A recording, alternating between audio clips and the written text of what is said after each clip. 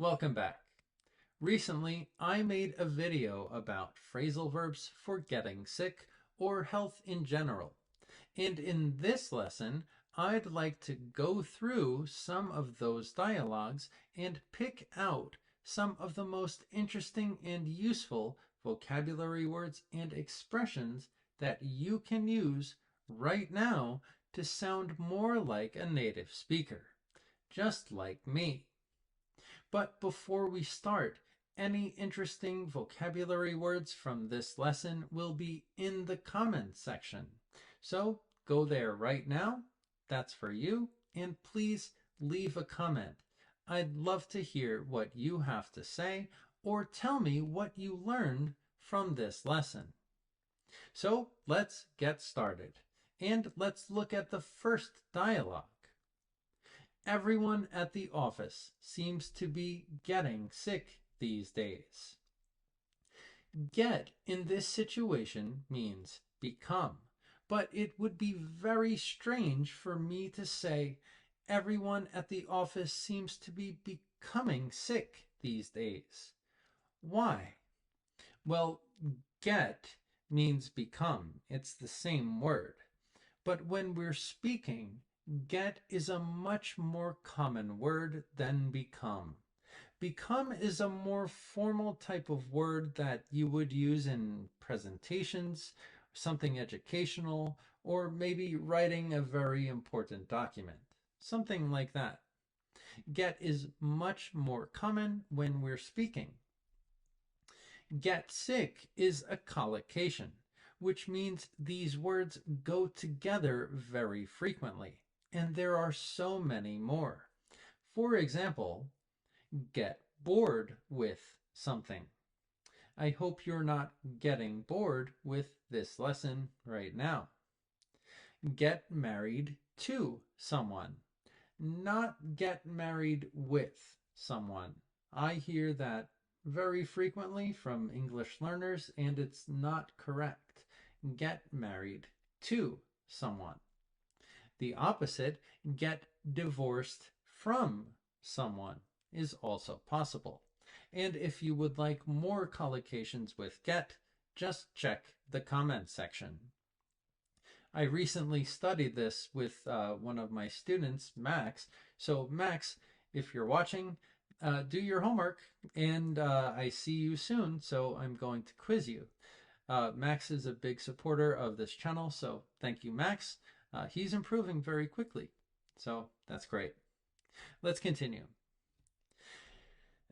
I noticed there's something going around. I hope I don't catch it. When something like a virus goes around the office or a town or a city, we catch it, just like we catch a ball, and then we're infected because that virus is contagious. It infects us. We catch it. It's very common to say, I caught, the past, I caught a cold, and now I'm sick. By the way, to be cold means to be not hot. But to have a cold means to be a little sick. And also remember that the flu is much worse than a cold. If you have the flu, you're probably in bed with really bad symptoms, maybe a stomach ache. But if you have a cold, or if you catch a cold, it's really not so serious. It's just an inconvenience. Nobody likes to catch a cold.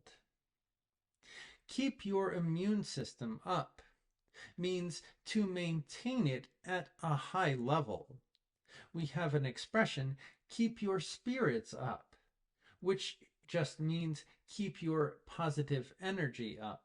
Keep your energy at a high level, your positive energy. So keep your immune system up and get enough sleep.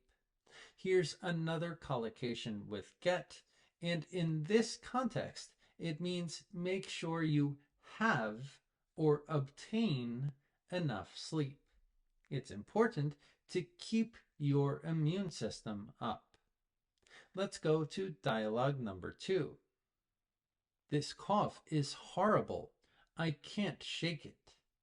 I can't shake this cough.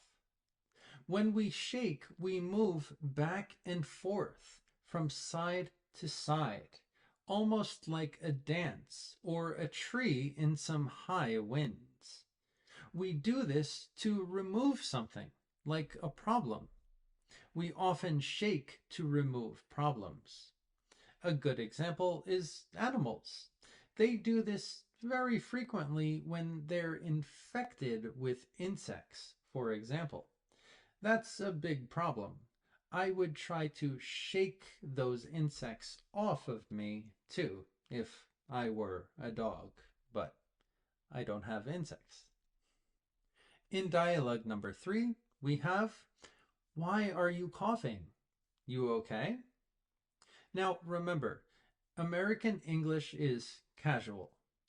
Of course, the full version of this question is, are you okay? But I write these dialogues, and I like to make them seem as natural as possible. Remember, in English, or I think any language, we don't always speak with the rules. We just don't have time to consider all of the grammar rules when we're in some situation. So it's very common to just say, you okay? Especially when there's a problem. What's wrong? Why are you coughing? You okay? Everything okay? Is everything okay? Are you okay? You okay? Everything okay? Very common. But my recommendation for you is to learn the correct version first. Then, when you become more comfortable with your speaking and your listening, things that you hear, you can change. You can change your style. This is more like English with style. Let's continue our dialogue. Yeah, I'm okay. And already this is interesting to me because we don't have the word yes. We have the word yeah. And the difference is that yeah is much more casual. Remember, general American English is very casual. We like to be comfortable, and yeah is a much more comfortable word than yes. That's just how we feel. That's the perception of the word. I took some medicine, but it's starting to wear off. You should take some more, go home, and get some rest. First, we don't say go to home because we don't need a preposition before the word home. Go home. Get home, which means arrive home. I got home last night at 10 p.m., for example. And get some rest. Here's another collocation with the word get, just like get some sleep. Now let's go to our fourth dialogue and go directly to the last section. It's been difficult to breathe. My asthma has flared up. This person talks about asthma, and don't get confused by the TH in the word asthma. We don't say the TH at all. It's silent. The pronunciation is asthma. Asthma. Don't pronounce the TH at all. My asthma has flared up. What is that phrasal verb, flare? Well, a flare is something that's related to fire and light. If something flares up like symptoms, then they appear suddenly, which we saw in our definition in the video. Now let's go to dialogue number 5. We have an important meeting today, but I think I have a cold. Remember, I think I caught a cold. What are you going to do? Don't tell me you're going home. Don't tell me is a nice expression which really means don't give me bad news. I don't want to hear that. Please don't tell me that bad news. Don't tell me. For example, don't tell me that you're turning off the video right now. Please keep watching this lesson. There's so much more vocabulary that we need to study, more vocabulary that we need to learn. Don't tell me you're going now, for example. But you can go if you want. It's not the end of the world, which we have in our dialogue. I can't. The meeting is too important. I'll just put up with it for now. It's not the end of the world. It's not so bad. Now let's go to dialogue number 6. In this dialogue, we have a lot of expressions. I can't come into work today. I've had a fever since this morning. That's a shame. In American English, don't say, that's a pity. It sounds very strange. It's something we don't say. The expression to use is, that's a shame, in American English. We appreciate you calling in. Calling in, what is this phrasal verb? Well, calling into the office. Calling this location to tell us that you're sick. We appreciate that. Thank you. We also see the expression get some rest. Again, not take some rest. In American English, we don't take some rest, but we can take a rest. What's the difference? Get some rest generally tells us it's for a long time. It's something important. Get some of it. Obtain it. Have it. But take a rest is brief, short, a small pause. Very similar to take a break. Now let's go to the final section. First step is to bring this fever down. Now, I personally write all of these dialogues in my lessons, and here I made a mistake. Can you find my mistake? Well, I should have included the word the with first step. The first step. Because the word the tells us that there's only one of something. And if you think about it, there can only be one first step.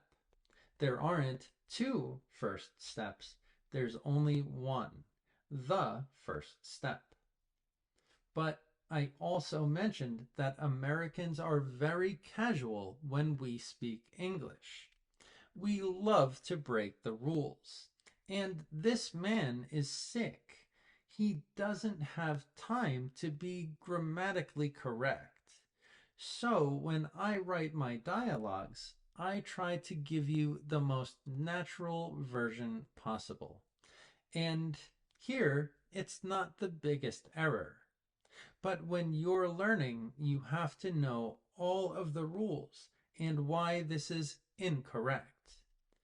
But it's also something that you're going to hear a lot in American English. These are things that we have to think about when we're learning English or any language. But don't worry, because I included the correct version on the next page. The first step is to bring this fever down. Moving to dialogue number 7. The first person says, I've been in bed all day. I feel horrible. And the response is, What do you have? What's the difference between what's wrong and what do you have? Well, it's very natural to ask the question, what's wrong, when we can identify that someone has a problem. For example, you look sad. What's wrong? Are you okay? But the question, what do you have, tells us that we're asking about something a little more specific, something that the person has. And when we're sick, we have symptoms. We have a virus. We have an infection.